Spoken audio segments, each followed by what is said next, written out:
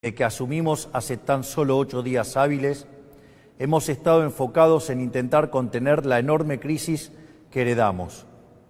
Para eso, diseñamos un plan de estabilización de shock que comprende un programa de ajuste fiscal, una política cambiaria que sinceró el tipo de cambio al valor de mercado y una política monetaria que incluye el saneamiento del Banco Central.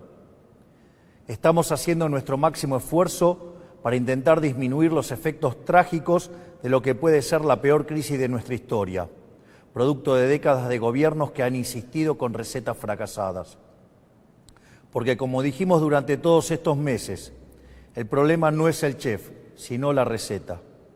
Esas ideas que fracasaron en la Argentina son las mismas ideas que han fracasado a lo largo y a lo ancho del planeta, porque allí donde se intentaron han sido un fracaso en lo económico, han sido un fracaso en lo social, han sido un fracaso en lo cultural y encima le han costado la vida a millones de seres humanos. Esa doctrina, que algunos podrían llamar izquierda, socialismo, fascismo, comunismo, y que a nosotros nos gusta catalogar como colectivismo, es una forma de pensamiento que diluye al individuo en favor del poder del Estado. Es el fundamento básico del modelo de la casta. Es una doctrina de pensamiento que parte de la premisa de que la razón de Estado es más importante que los individuos que componen la nación, que el individuo solo es reconocido si se somete al Estado y que, por lo tanto, los ciudadanos le debemos pleitesía a sus representantes, la casta política.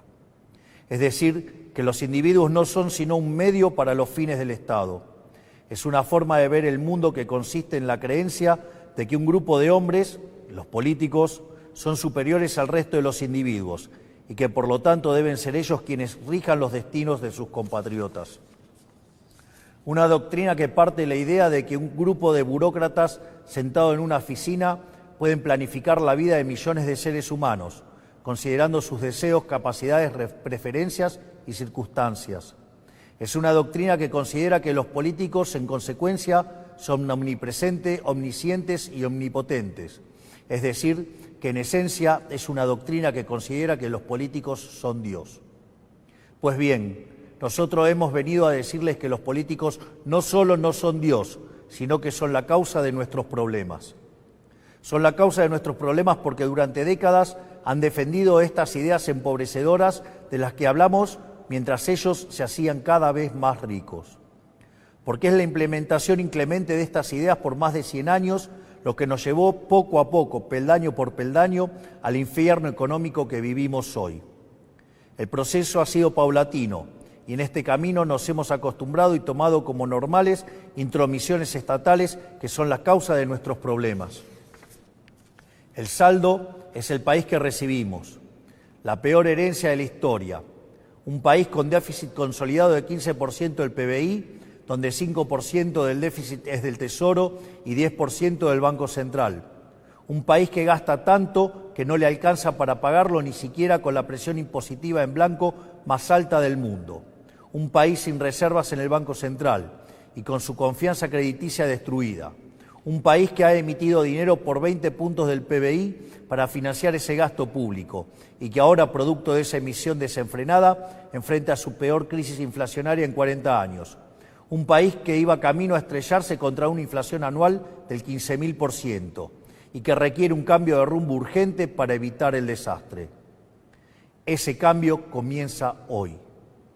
Un aspecto central del fracaso de los últimos 100 años es la injerencia del Estado que ha tenido en la vida de los ciudadanos, de esa creencia de que los políticos son seres superiores que deben regir los destinos de cada uno de nosotros, se desprende un andamiaje institucional que hace que nadie pueda trabajar, comerciar, circular o educarse sin el permiso de ellos.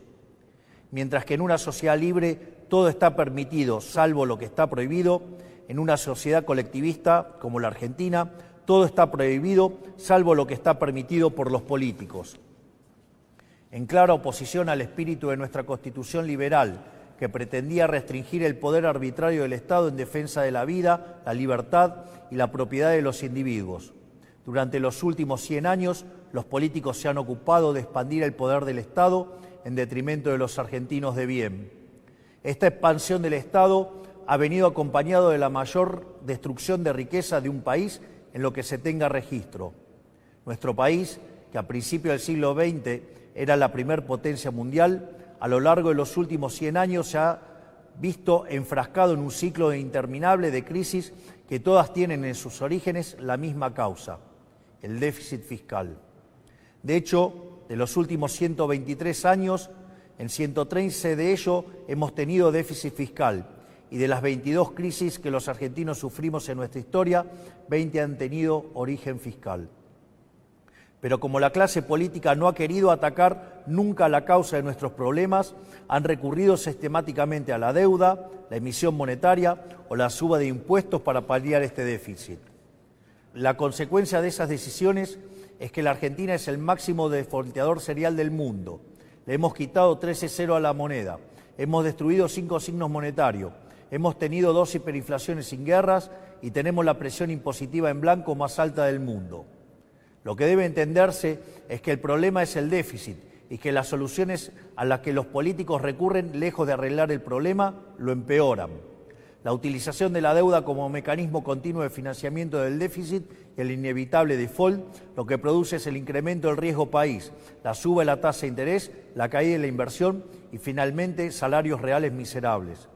La emisión monetaria, como haya sido demostrado teórica y empíricamente, es la única causa de la inflación, que es un impuesto regresivo encubierto que entorpece la señal de precios, destruye la inversión y el poder adquisitivo de los argentinos. El aumento indiscriminado y continuo de impuestos atenta contra el derecho de propiedad de los argentinos, contra el ahorro, la inversión y en consecuencia genera también salarios reales miserables. Para solucionar los problemas que causan los distintos mecanismos con que los políticos intentan financiar el déficit, en vez de afrontar la causa, que es el déficit fiscal, los políticos introducen regulaciones, controles de precios, cepos, trabas burocráticas y normativas que violan la libertad y el derecho de propiedad de los argentinos, entorpecen el cálculo económico y destruyen la generación de riqueza. En consecuencia, el Estado en su conjunto se ha vuelto una máquina de impedir el comercio, el trabajo, la producción, el ahorro, la inversión, la generación de riqueza, el crecimiento económico y fundamentalmente la libertad. La consecuencia de ello es que Argentina es un país donde el 50% de la población está por debajo de la línea de la pobreza. Más de 10% de la población es indigente en un país que produce alimentos para 400 millones de seres humanos, con una presión impositiva sobre el sector agropecuario del 70%, el Estado se queda con el alimento de 280 millones de seres humanos y hay 5 millones de argentinos que no les alcanza para comer. El empleo privado está estancado en 6 millones de puestos de trabajo desde hace más de una década. El PBI per cápita es 15% inferior al del 2011. Un tercio de los trabajadores formales son pobres. Tenemos una tasa de desempleo baja, pero que se explica con empleo precario y salarios reales miserables. Y 6 de cada 10 chicos entre 0 y 14 años son pobres. Quiero detenerme un segundo en esta cifra que acaban de escuchar. 6 de cada 10 chicos de entre 0 y 14 años son pobres. Esa es la tragedia que estamos viviendo, producto de un modelo político y económico que atenta contra la libertad. Nada es más importante que revertir esa tendencia trágica que hipoteca nuestro futuro y por eso nuestro foco en la importancia del capital humano como motor del crecimiento económico. Pues bien, hoy damos el primer paso para terminar con el modelo de la decadencia. En el día de hoy he firmado un decreto de necesidad y urgencia para comenzar a destrabar este andamiaje jurídico e institucional opresor que ha destruido nuestro país. Como nuestro modelo económico, a diferencia de todo lo que se ha hecho en los últimos 100 años, ataca el déficit, que es la causa de nuestros problemas y no las consecuencias del mismo, podemos comenzar hoy a destrabar todas estas regulaciones que pretenden aportar soluciones pero solo generan problemas. El decreto de necesidad y urgencia que estamos presentando hoy tiene por fin comenzar el proceso de regulación económica que la Argentina tanto necesita para poder comenzar a crecer. Entre muchas reformas, el decreto incluye 1. Derogación de la ley de alquileres para que el mercado inmobiliario vuelva a funcionar sin problemas y alquilar no sea una odisea. 2. derogación de la ley de abastecimiento para que el Estado nunca más atente contra el derecho de propiedad de los individuos. 3. Derogación de la ley de góndolas para que el Estado deje de entrometerse en las decisiones de los comerciantes argentinos. 4. Derogación de la ley del compre nacional que solo beneficia a determinados actores del poder. 5. Derogación del Observatorio de Precios del Ministerio de Economía para evitar la persecución de las empresas. 6. Derogación de la ley de promoción industrial. 7. Derogación de la ley de promoción comercial. 8. Derogación de la normativa que impide la privatización de las empresas públicas. 9. Derogación del régimen de sociedades del Estado. 10. Transformación de todas las empresas del Estado en sociedades anónimas para su posterior privatización. 11. Modernización del régimen laboral para facilitar el proceso de generación de empleo genuino. 12. Reforma del Código Aduanero para facilitar el comercio internacional. Desde el día de hoy queda prohibido prohibir las exportaciones. 13. Derogación de la Ley de Tierras para promover las inversiones. 14. Modificación de la Ley de Fuego. 15. Derogación de las obligaciones de los ingenios azucareros tienen en materia de producción azucarera. 16. Liberación del régimen jurídico aplicable al sector vitivinícola. 17. Derogación del Sistema Nacional de Comercio Minero y el Banco de Información Minera. 18. Autorización para la cesión del paquete accionario total o parcial de Aerolíneas Argentinas. 19. Implementación de la política de cielos abiertos. 20. Modificación del Código Civil y Comercial para reforzar el principio de libertad contractual entre las partes. 21. Modificación del Código Civil y Comercial para garantizar que las obligaciones contraídas en moneda extranjera deban ser canceladas en la moneda pactada. 22. Modificación del marco regulación de la medicina prepaga y las obras sociales. 23. Eliminación de las restricciones de precios a la industria prepaga.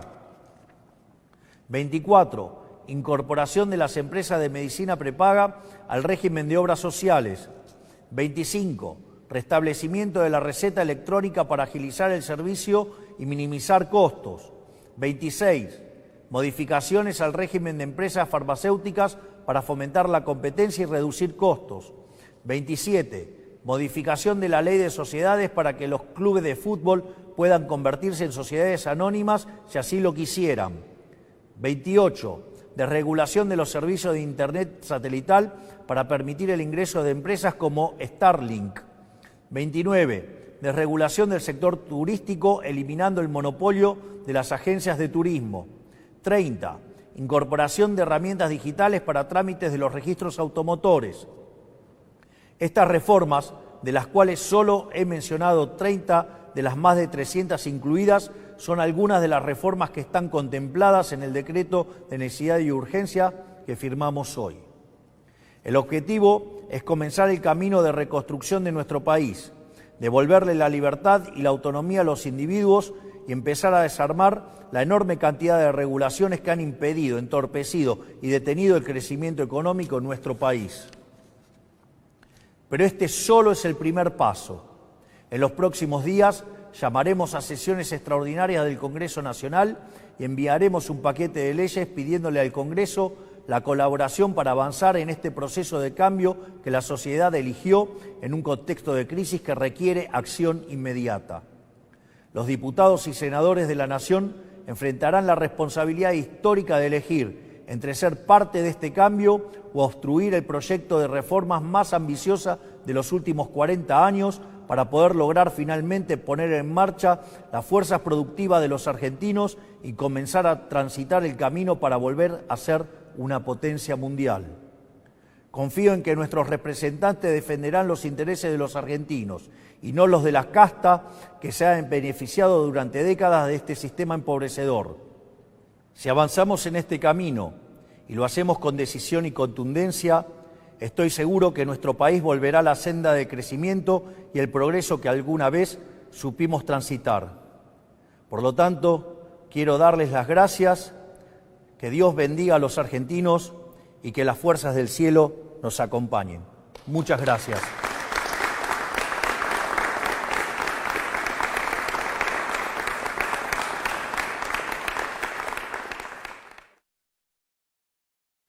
Conforme a lo establecido por el artículo 75 de la Ley 26.522 del Servicio de Comunicación Audiovisual, hasta aquí han transmitido LRA Radio Nacional, LIC 82 TV Canal 7, la televisión pública, junto a todas las emisoras que integran la cadena nacional de radio y televisión de todo el país y el servicio internacional RAE, Radiodifusión Argentina al Exterior.